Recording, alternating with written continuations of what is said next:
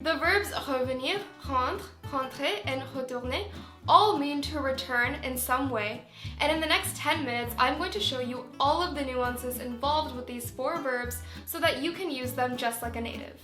In this video, we will go over each of the definitions for rentrer, revenir, rendre, and retourner, show you video and sentence examples, and give you quizzes to practice so that you can learn French easily. I'm Kritika from FluentU, and we want to help you learn French through real-world videos so you can speak just like a native. I will share each of the definitions for all of these words, even if they don't exactly mean to return, so that you can get the full picture. But I will note which definition is the most commonly used in case knowing all of them is a little too overwhelming and you just want to focus on one at a time. Let's start with rentrer. The most common definition by far is to go back home. Mais non, je déconne, j'ai pas besoin de rentrer. With rentrer, you don't have to mention the place if you don't want to. Je rentre or je vais rentrer simply implies that you are going back to the place at which you are residing, whether that's your apartment or maybe a hotel if you're on vacation. The second definition is to go back in where the speaker is located. Rentrez s'il vous plaît, il fait froid dehors. I might say this to my mom if she's outside and I'm inside the house and I want her to come back in. The third definition for rentrer is to get in something, like getting into a car. This implies that you have not been inside yet. So you might note that with rentrer, it can both mean to go back somewhere you've already been or go in somewhere for the first time. Il peut rentrer dans la voiture. Revenir. This one is probably the most different from the other 3 words, but it can get confusing nonetheless. Revenir means to come back, as implied from the verb that's in the word, venir, to come. This can refer to a literal or physical sense, but also refer to thoughts or memories coming back to your mind. Tu peux revenir? J'ai besoin d'aide. Ils sont obligés de revenir au véhicule pour communiquer, etc., faire des allers-retours, alors que là... The next definition is rather similar. Revenir can also mean to be back from something or to have returned. And for this, you would use the construction revenir de quelque chose. This will most likely be used in the past tense. And remember, for revenir in the past tense, you use être as the auxiliary verb instead of avoir. Elles sont revenues de la conférence. Il est revenu des vacances hier soir. Revenir can also mean to give or send something back. La boîte est revenue au bureau la semaine dernière. Revenir also has a couple more unrelated definitions. It can mean to catch up in a sports context score-wise, using the construction revenir à quelque chose. Il reste 10 minutes dans le match et les Allemands sont revenus au score. It can also mean to brown vegetables, which is kind of weird, I know. And in this case, you would use the construction faire revenir. Je fais revenir les légumes. J'ajoute les champignons et je vais laisser revenir pendant 5 minutes. By the way, if this video is helping you learn French easily, be sure to give it a thumbs up.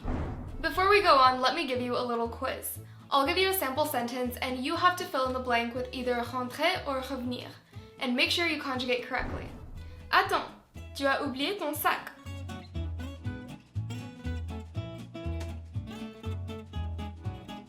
If you said reviens, you'd be correct.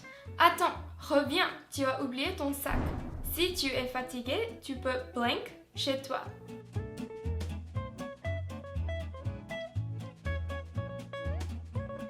This one should be rentrer in the infinitive. Si tu es fatigué, tu peux rentrer chez toi. Je suis blank. Je t'ai manqué?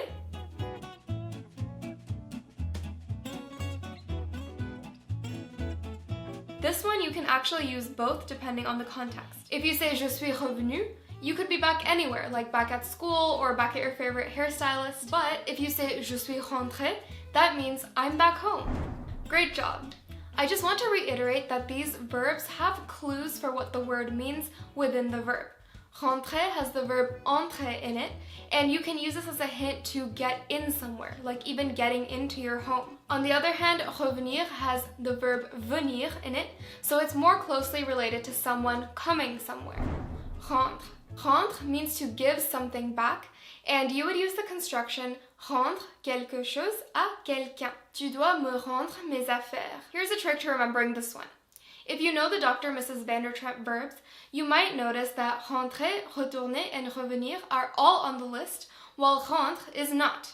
Rendre mostly has to do with physical objects, while the other three have to do with people. The Dr. Mrs. Vandertramp verbs you might know are all conjugated with être in the past tense and involve the movement or state of either a person or a being. So if you're able to remember that rendre is not on the Dr. Mrs. Vandertramp list, then you can remind yourself that rendre has to do with physical objects, not people. Rendre is also frequently combined with other words to create new phrases. Like rendre visite à means to pay someone a visit, or rendre hommage à means to pay tribute to.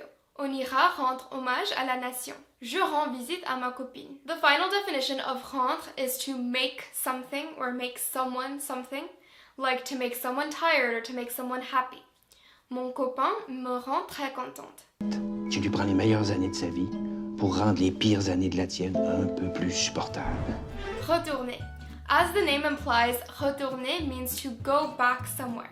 Je veux retourner à l'hôtel. The nuance is that when using retourner, you have to be talking about someone returning to a place where the speaker is not located. So if I'm talking about my friend returning to the store, I have to make sure that I'm not located in the store.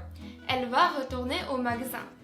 But if I am located in the store and she's coming back, then I would say elle va revenir au magasin. On a completely separate note, it can also mean to flip something over, like turn over a piece of food that you're cooking, like a pancake, or to turn something inside out, like turning your shirt inside out. I know that sounds really weird, but again, look within the verb. Retourner has the verb tourner in it. So some of these definitions will have to do with turning things. Et on vient retourner les croque-monsieur à mi-cuisson. The third definition of retourner is to send something back. Like maybe you had to send your sandwich back because there was a bug in it. J'ai retourné mon sandwich parce qu'il y avait une bestiole à l'intérieur. For turning something around or sending something back, you actually use avoir as the auxiliary in passé composé, not être. And if you're wondering why this is because the first definition is intransitive, which means it does not take a direct object, whereas the second and third definitions of retourner do take a direct object and they're known as transitive verbs. The direct objects that I mentioned were the sandwich or the shirt that I was turning inside out. If that's confusing for you, the way I like to remember it is, am I describing the state of a being or am I describing an action that affects objects? If you're describing the state of a being, then you use être, and if you're describing actions that affect objects, then you use avoir. As a side note, you could perhaps use retourner to also mean to give something back, but most French speakers agree that this kind of sounds weird, especially if you want to say you're giving someone something back, you should just use the verb rendre. So I know you might still be feeling a little overwhelmed by all of these nuances because these words sound really similar. So what I've done is I've made a flashcard deck in FluentU with just these 4 words, and we can practice them together.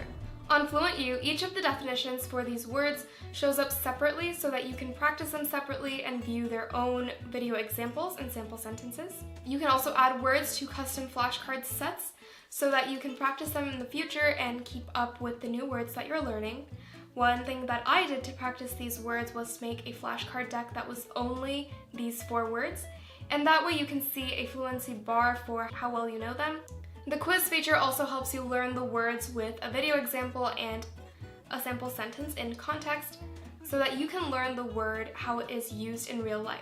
There's a link to a free trial of FluentU in the description, and it's a key tool to mastering nuances like these ones. I've also included a free PDF below of all of the information in this video so that you can really master these 4 words. In the meantime, I think you'll love our other video on French daily expressions that include more confusing similar words like these and how to understand the differences between them.